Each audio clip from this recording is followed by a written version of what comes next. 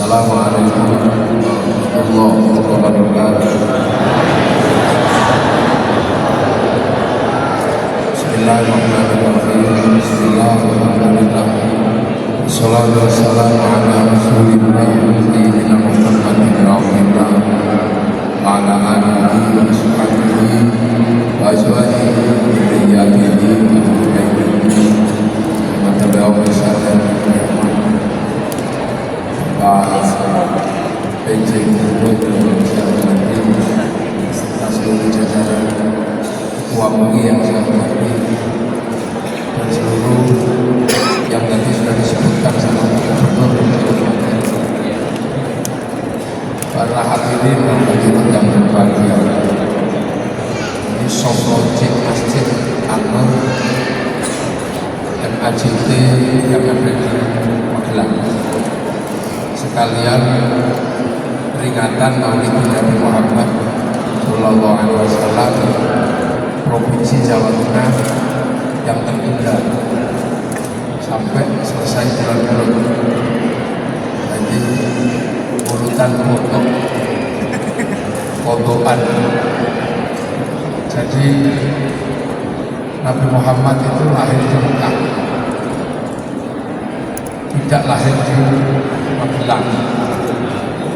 Makanya banyak yang nanya kenapa Nabi Muhammad lahir di Mekah. Jawabannya satu, Nabi Muhammad lahir di Mekah karena Nabi terakhir. Nabi pertama itu Nabi Adam. Nabi Adam itu prototipe manusia pertama. Nabi Adam itu prototipe manusia pertama dibuat oleh Allah, tidak di sini. Jadi Nabi Adam alaihissalam itu impor. Nabi Adam itu tidak dibuat di sini. Nabi Adam itu dibuat di langit, langit tujuh. Prototipe manusia itu tidak dibuat di sini. Jadi Nabi Adam itu build up, build up, build up. Nah kalau yang sekarang ini sudah assembly di sini. Nabi Adam itu masih build up di sana, di langit ketujuh bersama Allah. Sekaligus pasangan Nabi Adam dibuat di sana. Yang ganggu namanya iblis juga dibuat di sana. Yang membantu namanya malaikat juga dibuat di sana. Jadi Nabi Adam itu bukan produk sini. Nah, sebelum Nabi Adam diturunkan ke sini, Allah itu bikinkan tempat ibadah yang nanti kalau Nabi Adam turun ke sini, karena tempatnya jauh, punya potensi untuk sesat karena jauh. Langit satu saja yang kita tempati yang ada buminya ini, itu isinya ada Merkurius, Venus, Bumi, Mars, Jupiter, Saturnus, Uranus, Neptunus, Pluto. Itu jarak dari Bumi ke Pluto itu jauhnya luar biasa. Padahal itu masih langit satu. Nah keluar dari langit satu ini harus melewati lubang hitam namanya black hole, masuk ke langit kedua. Dari langit kedua masuk lagi lubang hitam, masuk ke langit ketiga, dan begitu seterusnya sampai ke langit ketujuh. Artinya bahwa langit satu dan langit ketujuh itu punya jarak yang sangat jauh. Nah manusia pertama kali dibuat di langit ketujuh, terus diturunkan ke langit satu. Sementara ketika sudah turun ke langit ke satu ini, nanti manusia itu pulang ke langit ketujuh. Innalillahi wa inna ilaihi raji'un. Pulang lagi ke sana. Kita dari Jakarta sampai ke Jogja saja kadang kita bingung. Orang Semarang sholat ngadep ke barat, sampai sini mungkin ada yang merasa sholat ngadep ke selatan. Orang di Jawa Barat, Bandung sholat ngadep ke barat, sampai Jakarta bisa jadi punya perasaan sholat ngadep ke utara. Orang Magelang pasti sholatnya ke barat di masjid. Rekreasi ke Wali Songo bisa jadi ada yang merasa sholat di Jawa madep ke timur, mungkin sampai di itu. Baru di bumi ini manusia punya potensi untuk sesat, untuk keliru. Apalagi setelah dari langit menuju turun ke langit sesat, potensi untuk sesat itu banyak. Makanya biar manusia itu nggak sesat, maka manusia dibikinkan apa? Dibikinkan tempat pertama kali agar manusia di dunia bisa terhubung atau online dengan Allah. Maka dibikinkan rumah ibadah pertama kali di muka bumi sebelum manusia turun, yang akhirnya disebut inna awwala baitin wudi'a lin-nasi lalladzi bi Bakkata mubarakah, yang akhirnya dikenal dengan Ka'bah. Maka Nabi Adam turun di sana ketemu dengan Siti Hawa, nggak jauh dari Ka'bah. Pertemuan itu dikenal dengan nama Jabal Rahmah, itu titik ketemu Nabi Adam. Terus kemudian Nabi Adam punya anak berpindah kemana-mana. Setelah punya anak berpindah kemana-mana, manusia sudah mulai lupa cara pulang, nggak kesasar. Ada anak Nabi Adam sudah merasa manusia belum pulang. Kirim Nabi Idris, umatnya sudah nggak percaya sama Allah. Kirim Nabi Nuh, Kanaan sudah nggak percaya sama Allah. Maka akhirnya muncullah Nabi ketika manusia sudah punya lagi tempat untuk berhubungan dengan Allah. Nah, manusia itu akhirnya ada yang muncul namanya Namrud, mengaku sebagai Tuhan, mengaku sebagai Allah. Akhirnya agar manusia bisa kembali ke titik peradabannya bahwa manusia itu adalah menyembah Allah, maka Nabi Ibrahim mencari kembali pemancar pertama yang ditaruh Allah di muka bumi agar manusia agak kesasar itu di mana? Dicarilah sama Nabi Ibrahim membawa anaknya, membawa istrinya, mencari awwala baitin wudi'a lin-nasi lalladzi bi Bakkata mubarakah, mencari Ka'bah. Akhirnya ketemu. Begitu ketemu, apa yang dilakukan Nabi Ibrahim? Membangun ulang Ka'bah yang sudah runtuh sambil berdoa, Rabbana inni askantu min dzurriyyati biwadin ghairi dzi zar'in 'inda baitikal muharram Rabbana liyuqimus sholata faj'al af'idatan minan nasi tahwi ilaihim warzuqhum minats thamarati la'allahum yashkurun. Ya Allah, sudah kutemukan kembali titik di mana Engkau menempatkan rumah ibadahmu, tanah gersak yang nggak ada apa-apa.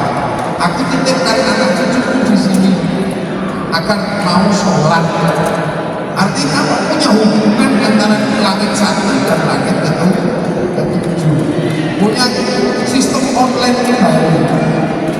Rabbana liyuqimus sholata faj'al af'idatan minan nasi tahwi ilaihim. Jadikan manusia itu condong ke sana semua agar nggak tersesat.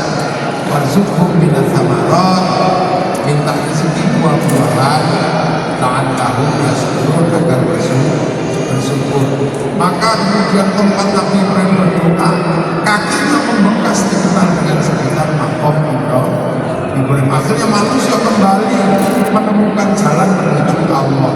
Dari langit ke satu punya hubungan, punya guidance dan sistem online untuk berhubungan dengan Allah yang ada di langit ketujuh di arasnya. Setelah itu petunjuk datang karena Nabi Ibrahim punya anak. Ada Ismail, ada Ishak. Ishak punya anak namanya Yakub atau Israel, bertempat di Palestina. Punya anak 12 dikenal dengan nama Bani Israel. Dan dari situ semua nabi keturunannya Bani Israel. Tempatnya di Filistin. Di Makkah setelah Nabi Ismail jadi nabi, terus gak ada lagi nabi. Makanya terus Mekah mengalami masa namanya fatrah. Orang tidak lagi mengenal Nabi. Nah, Nabi itu bergerak kemana-mana, ada di Filistin, lain di Mesir, lain di Yordan, lain di mana. Tapi Mekah kosong semenjak Nabi Ismail. Gak ada lagi Nabi setelah itu. Makanya orang Mekah terus menyembah berhala. Sampai akhirnya zaman akhir Nabi Muhammad adalah Nabi terakhir harus mengembalikan seluruh manusia ke awal baitin di nasi nanti dimakan tambah. Maka Nabi Muhammad harus mengembalikan kembali agar manusia menemukan jalan pulang. Disitulah maka Nabi Muhammad dilahirkan di Makkah. Kenapa tidak lahir di Magelang? Karena Magelang itu cuma Borobudur. Kenapa tidak lahir di Eropa? Karena tidak ada gaidin awal. Nah, gaidin awal itu di Makkah, awal baitinnya itu di Makkah. Maka untuk mengembalikan manusia kembali ke jalan Allah, Nabi Muhammad lahir di Makkah. Tapi ketika Nabi Muhammad lahir di Makkah, orang Makkah sudah tidak mengerti Nabi sudah menyembah berhala. Makanya Nabi Muhammad lahir di Mekah itu gak gampang.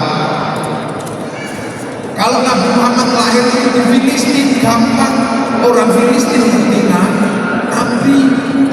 Nabi Muhammad lahir kalau di Madinah itu lebih gampang karena orang Madinah ngerti Nabi. Ada Taurat, ada Injil, ada Yahudi, Nasrani yang sudah punya terkasih pelajaran. Nabi. Dan di Mekah gak ada siapa-siapa.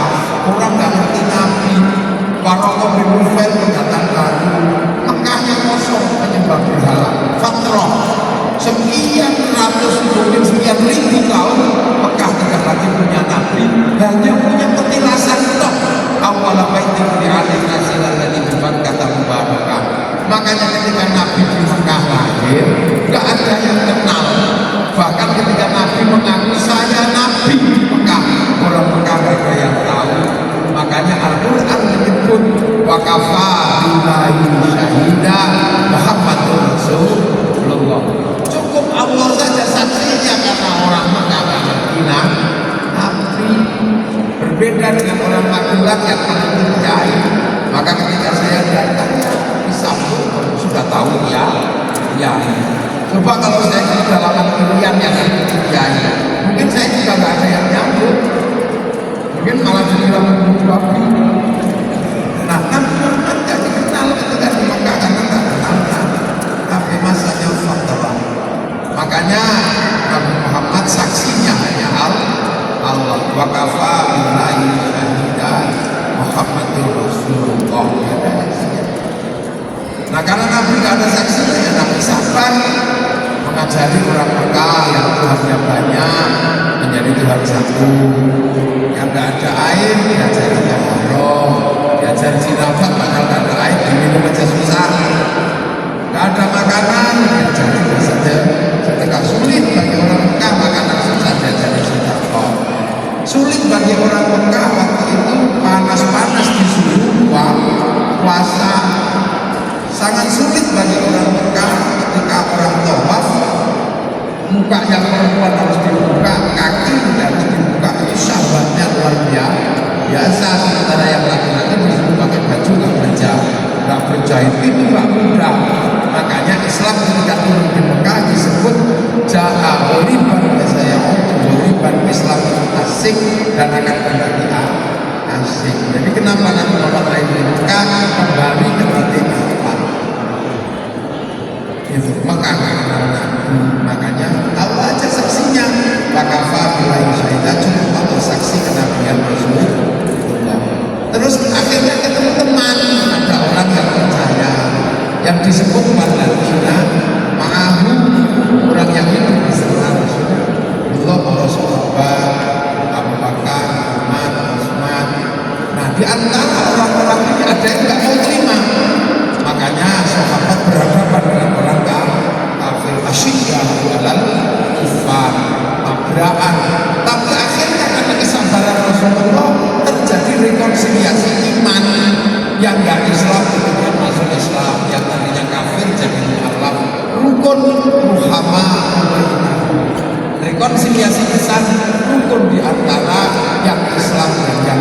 kafir, akhirnya sama-sama menjadi Islam.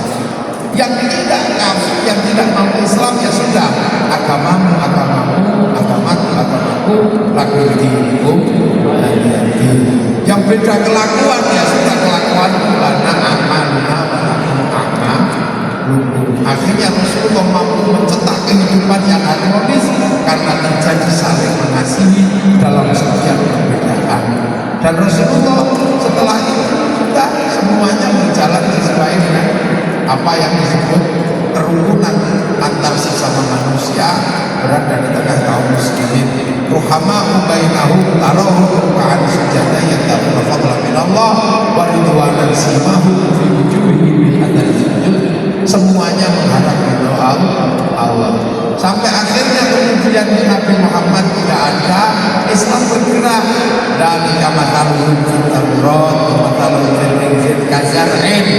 Islam akhirnya digambarkan seperti dalam Taurat dan Injil. Gambarkan apa? Kazar'in, seperti tanaman. Maka Islam bergerak ke seluruh penjuru dunia untuk ditanam.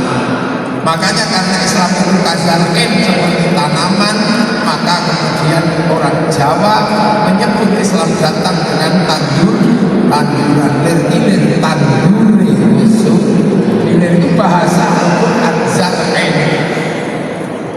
Terus ditanam di sini, ketemulah gitu, agar orang begitu di sini yang bawa ke sini kebetulan adalah para wali yang ke Eropa, panglima perang, yang ke Rusia, yang ke Syria, ke Afrika sahabat ada Salman, sahabat Bilal, yang ke Cina adalah sahabat Sa'ad bin Abi Waqqas. Nah, yang ke sini ini para wali. Karena apa yang ke sini para wali? Ketemu dengan Hindu yang menyebarkan agama adalah apa yang memegang agama adalah Brahmana. Brahmana kasta tertinggi, kasta kesatria nggak boleh ngomong agama, apalagi sudra, petani pedagang tidak boleh ngomong agama. Maka kalau ada pelajaran Islam disebarkan oleh saudagar itu tidak pas, karena saudagar itu sudra. Yang bisa berimbang dengan Brahmana adalah para wali. Wali punya karma, Brahmana punya cakti. Makanya kemudian wali-wali ini bergerak kembali untuk mengislamkan. Nah, wali itu berbeda sifatnya. Karena wali itu kalau punya kehendak sesuatu apapun langsung berhubungan dengan Allah. Punya konsep qalu rabbuna Allah tsumma istaqamu tatanazzalu 'alaihimul malaikah alla takhafu wa la tahzanu. Malaikat-malaikat itu melakukan hubungan dengan Allah dengan istiqomah. Yang orang kita menyebutnya adalah mungkin anak sekarang malaikat itu download sekarang. Download dari mana? Dari pusat kejadian manusia. Pusat kejadian manusia itu ada dalam catatan namanya Lauhul Mahfuz, ada di langit itu di sana, itu cloud, itu pusat data. Yang sekarang anak-anak mungkin menyebut hard disk atau cloud. Islam itu juga mengajarkan ada pusat data yang dimiliki Allah, yang ada di langit, yang merupakan catatan seluruh dunia ada di sana. Namanya Lauhul Mahfuz. Orang Nasrani Yahudi menyebut Tabut Sulaiman, orang Yunani menyebut Kodak Pandora, orang Jepang menyebut Karbon Doraemon. Itu pusat data. Manusia sebelum turun ke sini prototipenya dicatat di pusat data itu rezekinya sekian, paketannya, nyawanya sekian, jodohnya sekian. Makanya kalau paketannya habis langsung sudah selesai. Nah, wali-wali itu download, makanya wali-wali itu paketannya besar. Karena download ada yang download sampai 25 tahun. Si Abdul Qadir Al-Jilani, ya Allah, 25 tahun. 9 kali jaga download 3 tahun. Makanya paketannya besar. Makanya wali-wali itu bisa tahu hati orang karena bisa meretas hati orang ke paketan yang besar. Macam-macam sama wali dihack ya nanti. Nah, wali punya pusat data, nah kita nggak punya wifi pusat data. Oh, kalau kita baca download langsung tidur. Ya Allah ya. Makanya, jadi dunia dan sini ada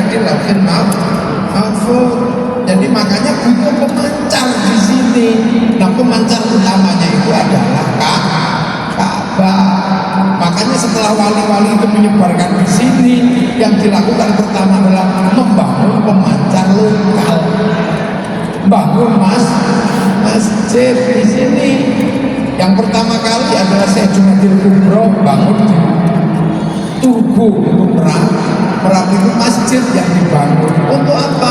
Untuk relay online dengan pemancar utama yang ada di Makkah. Cara relaynya kayak apa online-nya? Fawalli wajhaka syatral masjidil haram. Makanya bikin MAJD ini kok harus ngadep ke Ka'bah, karena relaynya ke sana. Nggak boleh kemana-mana karena online-nya adalah ke Ka'bah, makanya ngadepnya ke sana. Ini sistem online. Nah, makanya jadi masjid di situ. Dulu saya cuma bikin masjid di Tugu Merapi. Nah, orang Islam yang baru masuk Islam yang di sini namanya berubah sesuai dengan tanaman sini, karena ditanam di sini. Yang tadinya saikhun menjadi kiai, ustadzun jadi kiai, yang tadinya tilmidun muridun jadi santri, yang musola langgar, yang sholat sembahyang, nama-nama sini, tapi semuanya punya kewajiban online. Nah, kaum muslimin dimanapun harus menghadap ke sana. Nah, kalau bisa jangan cuma ngadep ke sana, tapi datanglah ke sana langsung ke pusat online namanya haji. Tapi waktu itu kalau orang Hindu disuruh haji masalah. Makanya haji itu yang paling berat buat orang Hindu ketika masuk Islam. Orang Hindu nggak boleh ke candi batu. Khawatirnya kalau sampai Makkah kaget, kok batu juga. Orang di sini kalau beribadah suci yang Buddha itu muter keliling ke kiri pakai kain selempang warnanya kuning. Kalau ke Mekah nanti pakai kain putih warnanya kelilingnya ke kiri itu nanti salah terlupa ini. Ibadah suci di sini pakai air jerukret dari gunung Temanggung sana. Juga sampai sana pakai air suci jam sama airnya. Di sini kalau habis ibadah suci digundul. Nah, orang Hindu juga kalau habis orang Hindu kalau habis ibadah digundul, kita takhalul. Orang sini kalau habis ibadah suci gandri menyembelih binatang. Di sana habis ibadah itu korban. Ini ada kemiripan simbolik. Maka akhirnya wali-wali tidak menganjurkan ibadah haji. Kalau haji disuruh ke Gunung Merapi untuk apa? Sholat Jumat 41 kali jangan putus, itu sama dengan mendapatkan pahala ibadah haji. Makanya orang Jawa yang awal hajinya ke Gunung Merapi karena bisa sholat Jumat 41 kali gak putus, sama dengan pahala ibadah haji. Jadi jangan salah paham. Kenapa orang Sulawesi hajinya ke Gunung Bawakaraeng?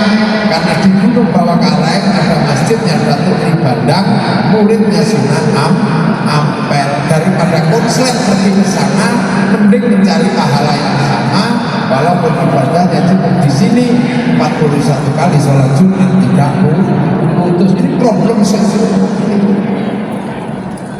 Nah, akhirnya kemudian kita di sini punya masjid, dari masjid menilai masjid yang banyak itu sistem online menuju pusat datang.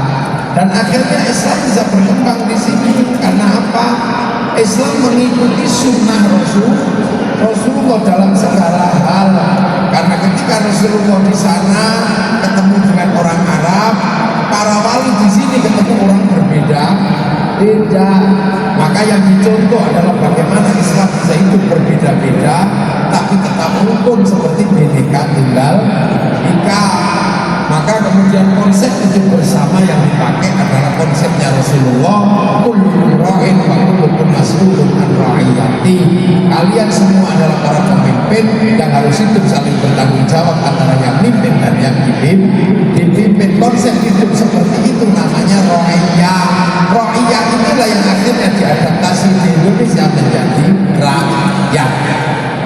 Jadi konsep Indonesia kenapa disebut rakyat? Karena kita mengikuti Nabi konsep ra'iyah. Kullukum ra'in wa kullukum mas'ulun an ra'iyati. Kalian semua adalah para pemimpin yang berbeda-beda, tapi hidup saling bertanggung jawab antara yang pimpin dan yang dipimpin. Maka orang Indonesia mengikuti konsep ra'iyah atau rakyat. Jadi rakyat ini konsep dari Rasulullah, bukan ngarang orang Indonesia. Ra'iyah atau rakyat kalau kumpul namanya musyarakah, yang dikenal dengan istilah masyarakat. Masyarakat adalah berbeda-beda tapi saling melengkapi. Ini masjid ya, kaum muslimin yang bangun. Mungkin kaum muslimin bangun cukup sampai bangun, tapi bangun di masjid sini setelah itu sholat. Sholat adalah ibadah terbaik di masjid ini. Tapi sholat itu untuk aurat, untuk aurat itu kain. Kebetulan urusan kain kaum muslimin nggak begitu mengurus karena kain urusannya pabrik kain. Yang punya pabrik kain itu Cina. Maka orang Islam nggak perlu ribut sama Cina karena Cinanya pergi, kita nggak punya sarung, nggak punya baju. Masjid ini dibangun orang wudhunya di keran itu sama pipa ada sanyunya. Wudhunya para santri, para kiai, pipa sanyung dan kerannya produksi Mas Midon. Masjid ini berdiri, santri kiai mungkin kumpulkan batu sama pasir, tapi tegak karena besi dan semen. Besi dan semen tulisannya Krakatau Steel sama pabrik semen. Maka kiai ulama nggak boleh anti industri. Itu konsep musyarakah atau masyarakat. Nah dari sini setelah itu nanti pergi haji ke bank, bayar UMH karena pilot nggak mau menerima ongkos naik haji. Kiainya nyuruh haji, banknya milik Yahudi. Maka kiai jangan mengharamkan bank. Kalau banknya diharamkan nggak jadi haji. Begitu berangkat naik pesawat diurus oleh konsorsium perusahaan Yahudi, maka kiai jangan terlalu serius serta merta hancurkan seluruh Yahudi mati semua sampai hajinya renang. Nah itu konsep musyarakah atau masyarakat. Nah setelah konsep musyarakah atau masyarakat disepakati, maka kemudian ada konsensus hidup bersama, milih kesepakatan. Kesepakatan itu disebut wasyawirhum fil amri atau bermusyawarah. Maka kemudian kita punya konsep bermusyawarah lewat perwakilan. Makanya kalau mau jadi gubernur daftar, mau jadi bupati daftar, gak peduli laki-laki, gak peduli perempuan, gak peduli sukumu apa, bangsamu apa, yang penting kamu adalah rakyat Indonesia. Yang nata itu semua adalah para wali, maka teritorinya disebut wilayah. Wilayah inilah yang akhirnya disebut NKRI, Negara Kesatuan Republik Indonesia. Hasilnya apa? Arab satu bangsa pecah puluhan negara, Cina satu bangsa pecah puluhan negara, tapi kita puluhan bangsa, suku dan agama mampu bersatu dalam satu negara kesatuan Republik Indonesia. Itu maka payungnya Pancasila. Apa Pancasila? Tertinggi tetap Tuhan, yang tertinggi gak ada yang lain, tetap Allah, tetap Tuhan yang Maha Esa. Nah, setelah urusan Tuhan, dunia ini semuanya urusan manusia. Ada masjid karena manusia sholat, ada kipas karena manusia keringetan, ada sound karena manusia pengen mendengar, ada kursi karena membokong manusia pengen duduk, ada pabrik pempes karena nenek manusia, ada pabrik lipstik karena bibir manusia, ada karpet karena tangan dan sejuknya manusia, ada pabrik skincare karena manusia. Jadi dunia dan sisinya ini ada karena manusia. Allah membikinkan kolak-kolakku wafil ardi jami'an. Jalan raya ada karena manusia, negara ada karena manusia. Jadi setelah Tuhan, urusan terbesar dunia adalah urusan manusia. Manusia butuh namanya persatuan, karena manusia nggak bisa hidup sendiri. Pengen cantik harus apa, bersatu dengan pabrik skincare. Kalau nggak bagus nggak bisa. Ngaji harus bersatu dengan sekolah, makan bersatu dengan penggarap sawah. Manusia hidup sendiri, manusia hidup itu bersatuan. Yang nempel di tubuh kita itu produksi orang banyak. Yang bikin tas siapa, yang bikin baju siapa, yang bikin kerudung siapa, yang bikin balungan siapa. Ini beda semua. Maka manusia nggak mandiri, manusia itu butuh persatuan. Tapi persatuan nggak mungkin terjadi kalau manusia tidak saling menghargai, harkat dan kesetaraan sesama manusia. Yang bisa menghargai martabat manusia, Rasulullah dengan konsep rohiyah berbeda-beda tapi tetap saling tanggung jawab. Maka persatuan hanya terjadi kalau manusia menghargai yang lain. Konsep itu disebut konsep rohiyah. Maka persatuan hanya tegak kalau ada kerakyatan. Tapi kerakyatan nggak akan tegak kalau manusia nggak bisa menerima perbedaan. Manusia butuh hati yang luas untuk menerima perbedaan. Bahwa Allah tidak menghendaki manusia itu satu. Manusia beragama berbeda, beragama apa, itu semua karena ketentuan Allah. Hati yang bisa menerima dan terbuka dengan seluruh ketentuan Allah adalah hati yang penuh hikmah. Maka kerakyatan hanya bisa dipimpin oleh hikmah. Itu pun harus ada kebijaksanaan. Gak boleh cuma bijak sini. Mentang-mentang calon gubernur itu dari Magelang, habis itu yang diurus itu Magelang tok, itu bijak sini namanya.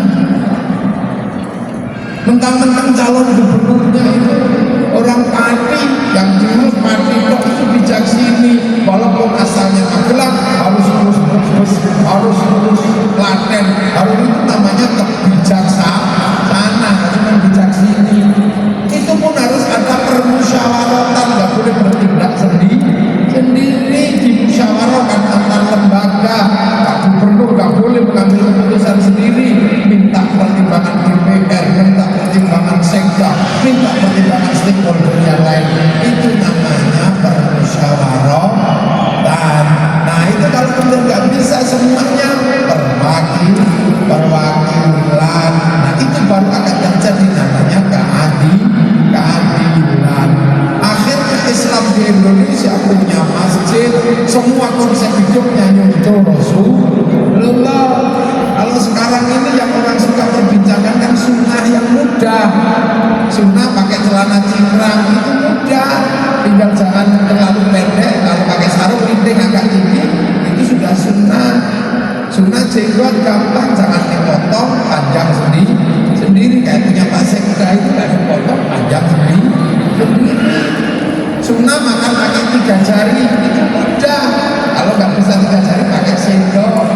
Sunnah takbir pakai takbir begini ini sunnah yang gampang. Tapi bangsa Indonesia mampu membentuk sunnah yang sulit. Apa? Sunnah sampai tingkat membentuk bangsa dan negara. Ra'iyah musyawarah. Hasilnya apa?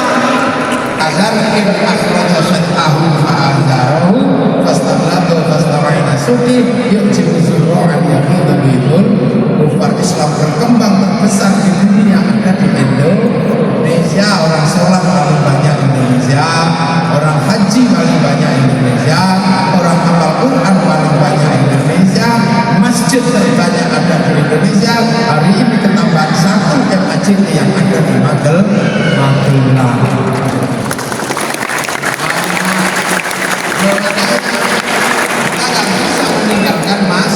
Masjid karena masjid itu jalan pulang. Karena setelah ini manusia semuanya pulang. Rohani manusia kembali kepada Allah. Pintunya di mana? Jalurnya ada di masjid yang ada di seluruh dunia. Maka jangan jauhkan diri kita dari masjid. Karena apa? Masjid yang di sini terhubung dengan masjid yang ada di Mekah. Masjid di Mekah terhubung dengan Ka'bah yang ada di Baitul Ma'mur. Nah itu sistem online yang dari dulu sudah kita diajarkan oleh Allah. Tinggal kita sekarang praktek dalam dunia teknologi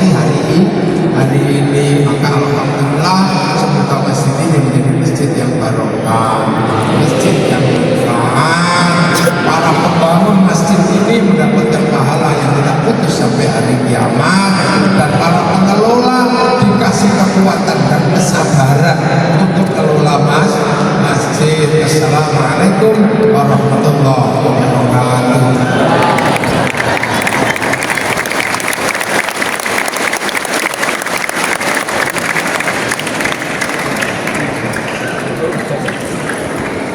Alhamdulillah, Bismillah.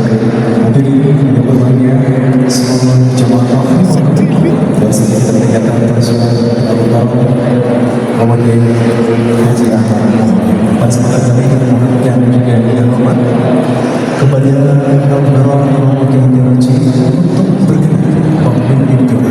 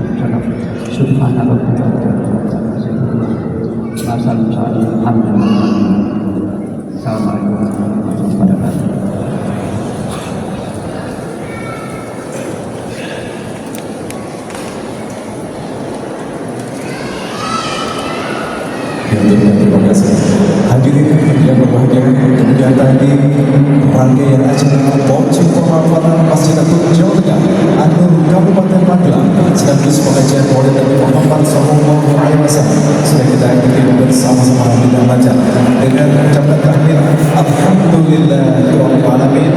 Kita bersyukur bahwa acara ini berjalan dengan lancar. Untuk anda yang ingin mengikuti sholat berjamaah bersama dengan semua, silakan untuk anda bisa